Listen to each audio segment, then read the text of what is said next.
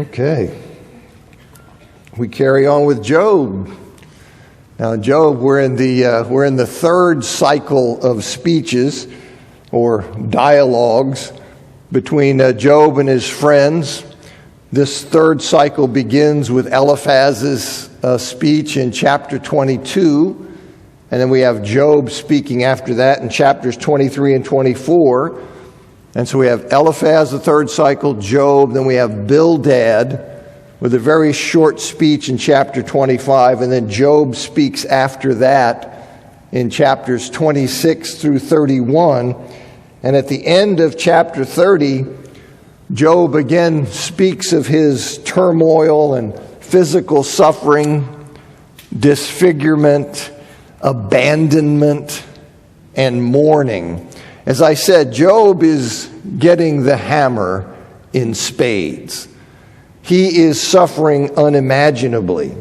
And when we ended last week, we were at the beginning of chapter 31, where Job lays out his righteousness. He lays it out in protest of the treatment that he's received. So he's now going to catalog some of his righteousness and the kind of person that he is. And he says in chapter 31, verses 1 to 4, that he kept himself from lusting after young women in the belief that God punishes the unrighteous. So Job is giving this list of the kind of person he is to these people who want to say, no, Job, you just need to fess up. He says, well, look, I kept myself here. He says, I made a covenant with my eyes. How then could I gaze at a virgin?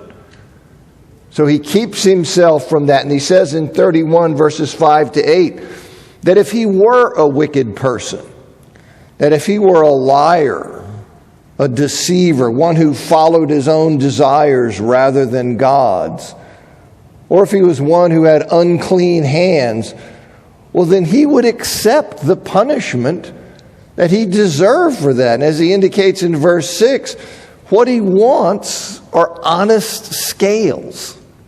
He wants a fair judgment of the matter of his righteousness. And then Job continues in that same vein throughout the chapter. He says in verses 9 to 12 of chapter 31, that if he had pursued his neighbor's wife, in other words, if he had gone after her and committed adultery, well, then he would deserve for others to have his wife. He recognizes that if he was living a certain way, then he would merit punishment. He says that would be a terrible crime, something punishable by the judges, and something that would rightfully destroy whatever he had achieved in his life. So he says, look, if I had been that kind of person, well, then of course I would accept that. He says in verses 13 to 15 of chapter 31 that if he hadn't treated the complaints of his servants fairly, in other words, if he had simply been the kind of person who blew them off saying, hey, you're just a servant, shut up. I don't care how you're being treated. I don't care about any complaint you may have. He says that if he hadn't treated the complaints of his servants fairly, well, then he would have no defense before God, who's the protector of the socially vulnerable. He would have no defense when God, who is that protector, came against him. Because before God, right, all people are equal as he made them all. So having a superior social position provides no justification for abusing or exploiting others. Right? All people are made by God. There is a fundamental equality among human beings. So the fact you happen to be socially in a position above somebody doesn't give you a right to abuse or exploit them. And he said he didn't do that. When his servants came with complaints, he took those things seriously. And he says in 16 to 23 that he would deserve punishment if he had neglected or mistreated the poor or needy, the widow or orphan. But he didn't do that. because of his fear of the wrath of God. So he says, I didn't neglect them. I didn't mistreat them. He says in 24 to 28 of chapter 31 that he never defrauded God or cheated God by giving his allegiance and trust to wealth or to some astral deity like the sun or moon. He didn't take on false gods. So he can make that claim and say, this is the kind of person that I was. He says in verses 29 to 40 of chapter 31 that he would deserve punishment. Now listen to this. He says he would deserve punishment if he rejoiced when disaster struck the house of those who hated and cursed him.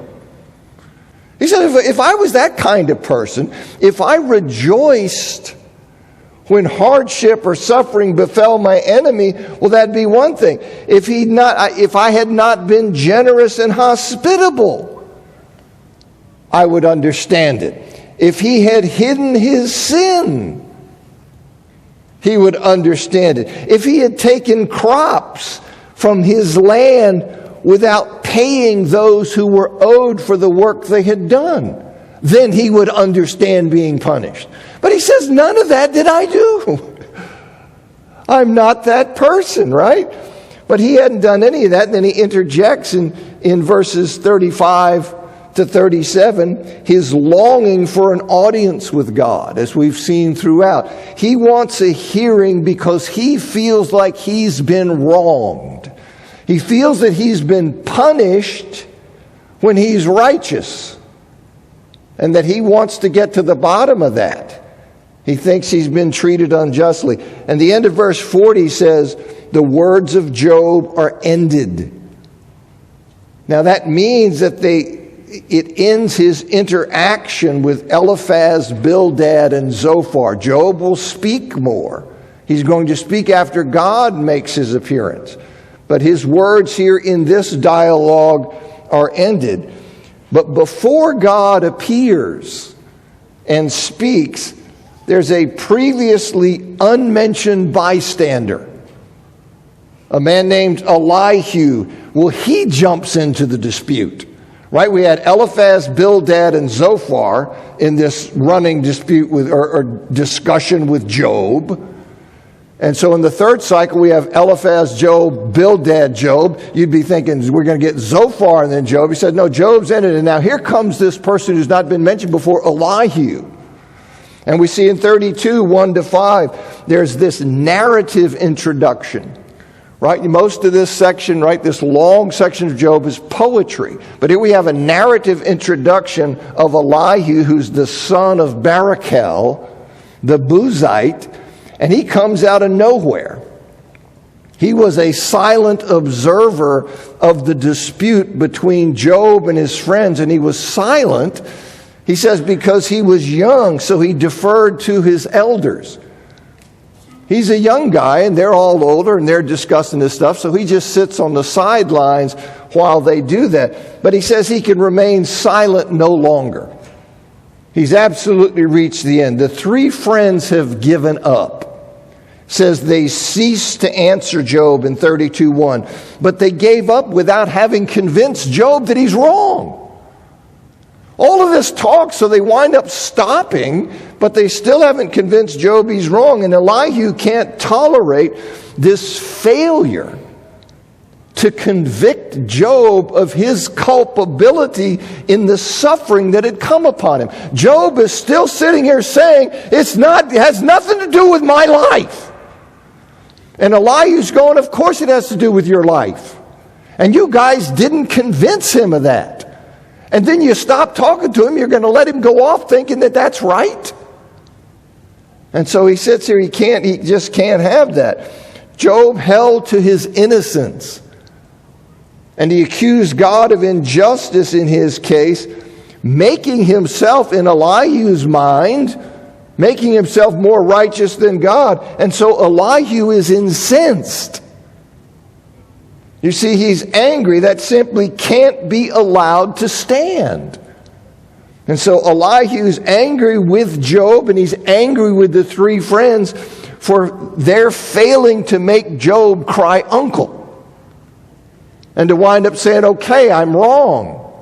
And so he's angry about it. And in 32, 6-10, he says he was afraid to pipe up because of his youth. But then he announces that, well, really on second thought, there's really no basis for my reluctance to speak, though I'm young and I didn't speak because I was young. As I think about it more, there was really no basis for that because wisdom is not a matter of age, but rather it's a matter of divine inspiration. He says in verse 8 that it's the breath of the Almighty that gives understanding. Meaning in contrast, okay, it's the breath of the Almighty that gives understanding in contrast to the experience and observation of a long life, or in contrast to the collective insight of prior generation, the tradition of the elders. So he says, no, what it's really about, you see, is the breath of the Almighty giving understanding. Old people are not privileged regarding wisdom, he says. You see in verse 9, it's not the old who are wise, nor the aged who understand what is right. Rather, you see, it's those like him who are gifted with divine insight. That's why he says in verse 10, they need to listen to him despite his youth. Because wisdom's not a matter of age, it's a matter of divine insight, and baby, I got it. Okay, so you need to listen to me. I have it. In 11 to 15, Elihu says he was disappointed in their failure of the three friends to convict Job, and in their becoming discouraged and having given up before they convicted Job of his wrong. And their giving up helped motivate him. He says in 16 to 17, that helped to motivate him to intervene. It is because you guys stopped. Then I felt like, look, I have to jump in here. I have to say something. And then he says that he says in verse 14 that he will not answer Job with their speeches. See, meaning he's not going to present the same arguments that these three guys did, Eliphaz, Bildad, and so forth. He says, I will not answer him with your speeches. Okay, he's going to come in and present something new. But he basically does answer him with their speeches, as we'll see. And then he claims that he's about to burst. He's under compulsion of the Spirit. He's got to speak. He's about ready to explode, and he says in 21 to 22 of chapter 32 that he'll tell it straight. Okay, he's not going to use flattery or favoritism. He's just going to give you the truth. And that's how he says. And Elihu's not only young, but you can see in 33 that he's quite full of himself, right? He tells Job to listen up. Listen up here. He's going to speak to him with no deceit or hidden agenda. And then in verses 4 and 5, he refers again to his connection with the Spirit of God. And he calls Job to take his stand and then to answer him if he's able to do that. And he then patronizingly, he assures Job, look, you don't have to fear me, Don't have to be afraid of me because I'm only a man like you, right? Hey, don't worry about me. I'm just a man like you. Very patronizing. And then Elihu says in verse 8 that he heard what Job said. I was here. I was listening. I heard what you said. And then he misrepresents what Job said. Oh, no, I heard what you said. And then we misrepresent him. Job never said, I am pure, without transgression. I am clean, and there is no iniquity in me, but God still punishes me. Job didn't say those things, as Tremper Longman says in his commentary. However, it's not fair to say that Job represented himself as pure, without transgression, clean, or having no guilt. Job once calls his prayer pure, 16:17, but never himself. It's only Bildad and Zophar who use the word pure. And they too use it in context where they're saying that Job claims to be pure. In a similar vein, Job never claims to be clean elsewhere. Job never claims to be absolutely without transgression or guilt either. Indeed, in chapter 7, verse 21, he asks why God just doesn't pardon his transgression and guilt. In 14:17, Job wishes that God would cover over his transgressions and guilt so that they would not affect his relationship with him. In 31:33, Job protests that he has not been the type of person who tries to hide his transgressions. The closest that Job comes to denying transgression, guilt, and sin for that matter is in 13:23, but there Job is asking God to inform him of the faults that have led to his suffering so that he can counter the charges. Elihu has misconstrued Job's position, as the three friends did earlier. Job is not saying he is without sin. His claim is that his sin does not deserve the level of suffering that he presently experiences. He's arguing that his suffering is not the result of sin. And in this, we know he's correct. And the three friends and Elihu are all horribly wrong. Right? We know he's not suffering because of his sin. We know Job is a paragon of righteousness. Now, Job doesn't know why he's suffering, and Job thinks that God punishes the wicked, so the fact he's punishing me, he's being unjust because I'm not wicked. But what he doesn't know is that, no, Job, God is doing something else that you don't perceive. You are suffering because he's allowing you to suffer. He's allowing Satan to inflict that punishment on you because of this great spiritual contest where you are being allowed to be humanity's champion in this contest you know nothing about. It has nothing to do with you being sinful. You see, so he simply is unaware of that. And so from his perspective, he's saying, I'm getting pounded by God and it's unjust. And the others are saying you're getting pounded justly because you are a sinner. That's the answer. Well, Elihu is correct in one thing that he's saying, in that Job claims God became his enemy and put his feet in stocks. That's how Job sees it. In his mind, God has targeted him because he says, listen, I've been obedient. I've been living as best I can. I've been living a sacrificial life for God, and I'm suffering horribly. So he says, for some reason, God has simply turned his attention on me and decided to smoke me. And so he's right when he says that. Now, Job says that explicitly in 13:24 and 27, that his perception is that God has become his enemy.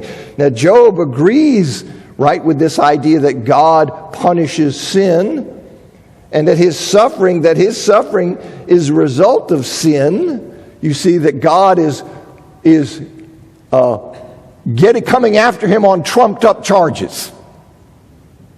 For God to punish him when he's righteous, he's unjust in doing that. And so that's how Job looks at it. So since he's suffering so horribly despite being righteous, that's what I say, he thinks, look, God is trumping up charges.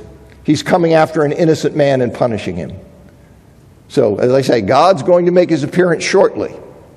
And he's going to have a lot to say about what is wrong with Job's perspective.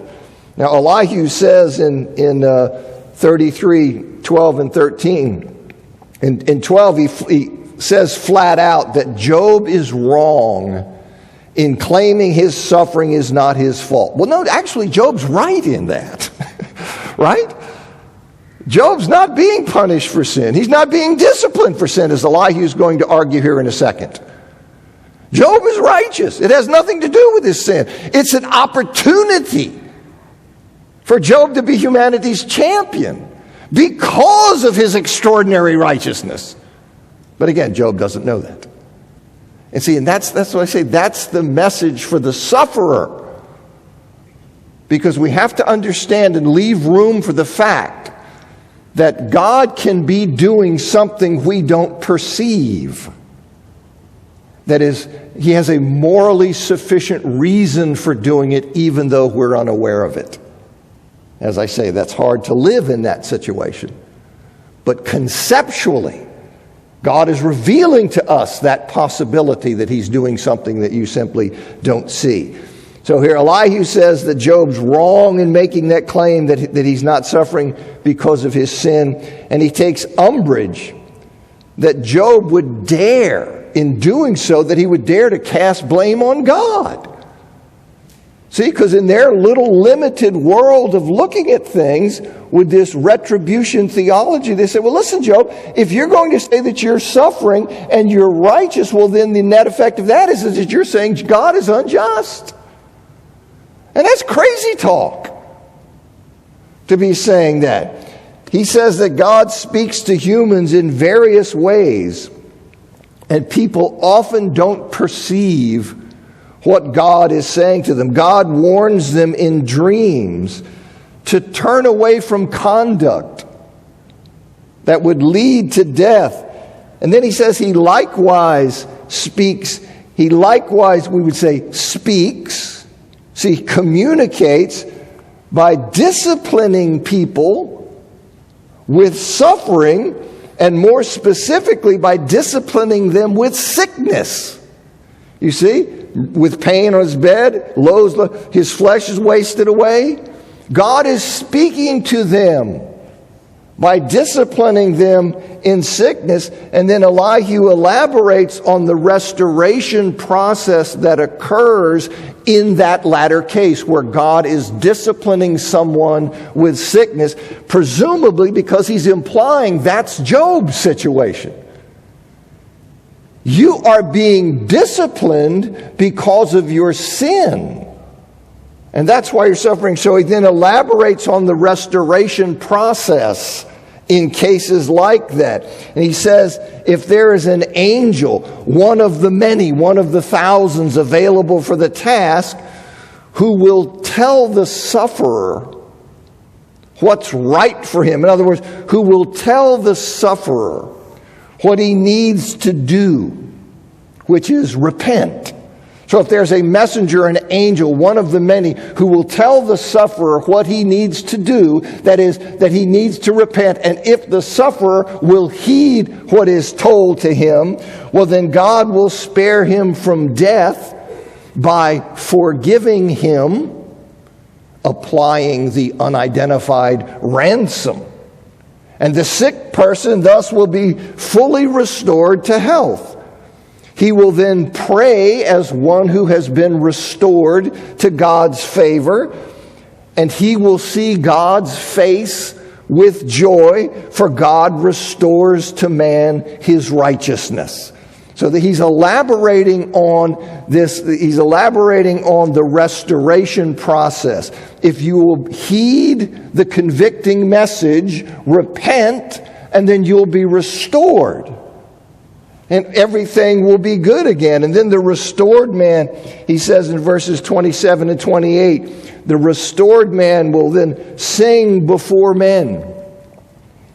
So he'll be joyful because he's now been restored. He will say, I sinned and perverted what was right, and it was not repaid to me. He has redeemed my soul from going down into the pit, and my life shall look upon the light. And that last clause, my life shall look upon the light, is a declaration, I think, that the person who has been so redeemed will lead a faithful life, a life that is lived in the consciousness of God and his way. So this is the effect that's going to happen on the person who repents and is therefore restored. And God does this repeatedly for a person to spare his life, he says in verses 29 and 30. So contrary to Job's perspective and Job's charge, God is not an enemy, but he's the most faithful of friends. Right? He's the one, he disciplines you here and causes this suffering to spare you. That's what God is doing. He's disciplining him for his own good. Now you remember that the three friends, they occasionally use that same argument about God disciplining Job in chapter 5, verses 17 to 22, for example. And it's certainly true that God sometimes works that way, right? God sometimes disciplines us in our sin as a mercy and blessing to us to wake us up so that we will repent and get on the right path. You see that, for example, in Proverbs chapter 3, verse 11 and 12. You see it in Hebrews chapter 12, verses 5 to 13. So God certainly does work that way sometimes. As C.S. Lewis put it in his book, The Problem of Pain, he said, God whispers to us in our pleasures, speaks in our conscience, but shouts in our pain. It is his megaphone to rouse a deaf world. But Elihu, see, he is mistaken. He's mistaken in thinking that that's what's going on in Job's case. Yes, God does discipline in his love and his mercy, but that's not what's happening with Job. We know that's not what's happening with Job. As Longman says, Elihu has just argued that God uses suffering to discipline his people so that they will not continue on a path that will end with their death. Now, this argument differs from the argument that suffering is simply punishment for sin. See, which is what had been said mainly to Job, is that you're just getting punished because you're wicked. And God punishes the wicked. Okay, well, a variation on that theme is, yes, you are sinning, but he's not punishing you. He's disciplining you, trying to draw you back. And so Longman says that now this argument differs from the argument that suffering is simply punishment for sin, but both viewpoints assume that the sufferer is a sinner. Right? So Elihu shares that perspective with Eliphaz, Bildad, and Zophar. That's what you're the cause of it. Whether it's punishment or whether it's discipline, it's because you're a sinner. And that's what needs to change. He says Elihu apparently believes just as much as the three friends do that Job is a sinner.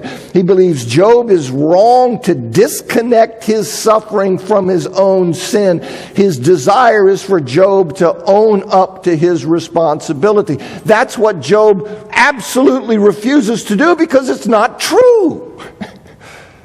He's not going to be bullied into saying something that's false. And so you see from their perspective, that's what I say, they just keep going around. They don't have the tool because they're locked into this false theology of absolutist retribution theology, and they can't break out to say, well, hey, maybe God's doing something else, something outside our little way of looking at things, which is, of course, what is in fact happening. Now, Elihu in 31 to 33, he again tells Job to listen up. And he promises to teach him wisdom. And then verse 32, he gives an exception. I mean, if Job has anything to say that's truly exculpatory, okay, such as confessing his fault, well, then Elihu wants him to speak up because he desires Job's acquittal or his vindication. So he says, if while I'm, putting it out there for you and teaching you wisdom, if at any point you want to break in with something that's truly exculpatory, like you want to cry uncle and say, okay, I'm wrong, okay, I want you to do that. But otherwise, you just listen to me. Okay, because I'm going to tell you what's going on. And then in 1 to 6 of chapter 34, Elihu, he calls for the wise to judge between his position and Job's. He says Job's claims that he's righteous. He claims that he's righteous, but that God is treating him unjustly, punishing him as though his claim to be righteous is a lie. He says, this is what you're saying, Job. You're saying that you're righteous, and God is treating you as though your claim to be righteous is a lie. And the claim in verse 6 that Job says he's without transgression. Well, that's a misrepresentation if that's taken literally. But this is otherwise a fair assessment of Job's position, right? Job is saying, listen, I am righteous. And I'm getting beat to a pulp. And his position is God is unjust to do that to him. Okay? Scott and I were talking last week or the week before that, if God had come to Job and had said to Job, listen, there's this great spiritual contest going on where Satan is asserting that there are no true people of mine. There are no people who are truly devout and give their lives to me. They're all phonies. But I know that's not right, Job. So I want you to serve as humanity's champion in this spiritual contest. And in that, I want you to bear for me incredible suffering. Now, I think Job would have said, okay. For you? For that? So the problem is, see, that Job does not know. You say, well, why doesn't God tell him? And part of the message of Job, how Job functions, part of the thing he's called to bear is you're not going to be told, so that you will then serve and your story will be recorded for all those who will suffer without being told. So they will just be called to trust that God has a morally sufficient reason for permitting the suffering they can't make sense of. They simply have to say, I know that God is love. I know that God is righteous. I have no idea. It makes no sense to me why he would allow this suffering, why he would allow this to happen to this child, why. But I'm going to trust. I'm going to trust him, even though he hasn't told me why he's allowed this to happen. That's why I say it's hard to live there. And we need to be sympathetic to people who are living there. Okay? But I think that's the concept. That's what God is telling us in the book of Job. And it is a blessing for us. It is a blessing for us that he lets us know that. All right, so let me see where I am here. In 7-9, he says that Job is impervious to the correcting effect of scorn. In other words, we're heaping scorn on you, and what we want you to do is, because of that scorn, to go ahead and confess that you're sinful. He says Job's impervious to the effect of scorn. He drinks scorn like water. It doesn't produce in him the kind of repentance or acknowledgement that we want. And he accuses Job of being an evildoer. And he charges Job with denying that there's any benefit in serving God. Now, Job doesn't say that explicitly, that there's no benefit in serving God, but Elihu infers that from Job's insistence that God is pummeling him despite his faithful service. Well, if God is beating you to a pulp despite your faithful service, then there's no benefit in serving him. So that's the inference he draws and says, that's pretty much what you're saying, Job. You're saying that. Now in 10-12 of verse 34, he says, despite having claimed that he wouldn't argue as the three friends had argued, Elihu proceeds to make the same fundamental claim they made. God treats people according to their actions, contrary to Job's charge.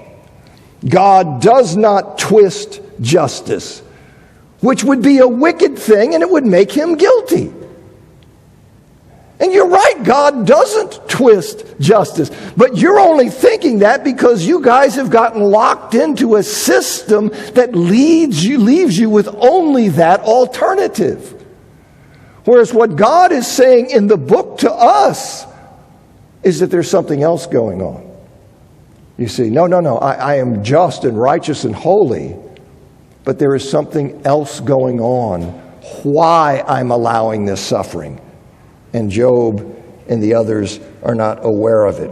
He says in verses 13 to 15 that God is sovereign and God sustains the world. And the implication of that is that he's too great to be guilty of the wrong that Job suggests.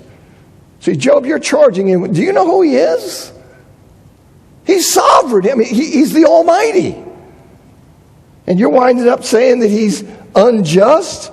And then in 17 to 19, Elihu, he rebukes Job for claiming God hates justice, for making such a charge against one who's righteous and mighty and who governs impartially. He says that in 20 to 28 that God sees all people's steps. Right? He sees all their steps, however they may try to hide. There is no hiding from God. You understand that, right? There is no hiding from God. Absolute transparency in your life, your thoughts, everything. And so he's saying here, look, he sees all of man's steps, however they may try to hide. And those who are evildoers, they die by God's hand, regardless of whether they're rich and powerful. So you see, he's on this absolutist retribution theology. The way it works is he sees everything. The evildoer, I don't care if he's, powerful, God strikes him down. Now, Job's already been through that. Right? Job's already said there are plenty of examples where that doesn't follow. Right? Just look around. But he sits here and he repeats that, and he says that God has no need for an investigation. He doesn't have to, we're going to hold hearings. We're going to examine witnesses to find out. He has no need for an investigation because he knows their work. And he crushes them publicly because of their evil in doing such things as oppressing the poor. Okay, so here he is, just this is how, in this retribution theology, God sees everything. He gives just deserts to people. You oppress the poor. He crushes you publicly. You get any hints, Job? You see what's happening to you? And so God, he can't be condemned, he says, for being quiet, for evaluating people and making judgments behind the scenes, because he's still, in fact, administering justice. Even if he doesn't come and appear, he's working justice. He knows everything, and he's taking care of these situations, that he's striking down the people who are wicked and blessing those who are not. Now, in 31 to 33, Elihu, he indicates by a rhetorical question, to be a rare person indeed, who after suffering accepted that he had done wrong, but who was unaware of what he'd done. Okay, he said, now that'd be a rare person. Okay, he's getting the hammer. He accepts conviction that I'm getting the hammer because I've done something wrong, but who would be unaware of the wrong he had done. But at least that person would be accepting that the suffering was due to his wrong. Even if he couldn't pinpoint it, he would be accepting that it was due to his wrong rather than charging God with injustice. Right? He'd be accepting that. And they then ask Job if he thinks God should treat him as Job wishes, despite his refusal to accept conviction, his refusal to acknowledge in principle his wrongdoing. Do you think God should go along? You won't even acknowledge in principle that you're being crushed because of sinful behavior. And then he says that's not a decision that he can make for him. And he invites Job for, you must choose, not I, therefore declare what you know. He invites Job to confess his error. That's what he wants from him. And then in verses 34 to 37, Elihu asserts that understanding and wise people will agree that Job is speaking in ignorance and without insight. Such people long, these wise people, these understanding people, they long for Job to be thoroughly examined so that his flawed arguments will be exposed. For he answers like wicked men, in that he adds to the sin, he compounds the sin that brought on his suffering by his rebellious response to the suffering. She starts saying, listen, this guy, he's getting the hammer for being sinful. And then he compounds that by turning around and saying, God's unjust. He adds to the sin. He expresses anger and contempt toward it. That's what this, he claps his hands. That's expressing anger and contempt. You can see in Job 27:23, Lamentations 2:15, Ezekiel 6:11. But he does that. He does that. This anger and contempt toward the wise who are trying to help him, and then he multiplies his accusations against God. So this is Elihu, and then he says in 1-8 or 1-3, he says, "Do you think it's just for you to judge God to be unjust, which you did in declaring that you're right and God is wrong?" So you're declaring God to be unjust. Do you think that's just? For you said there's no advantage in refraining from sin, which is just another way of saying that God doesn't give to people what they deserve, and therefore God is unjust.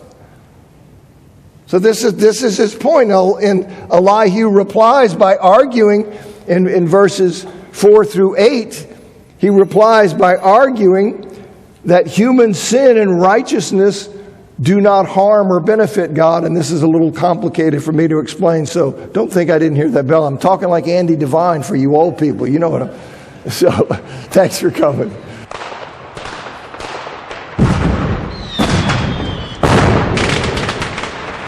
That it would be a rare person indeed. I don't know what's going on in my throat here.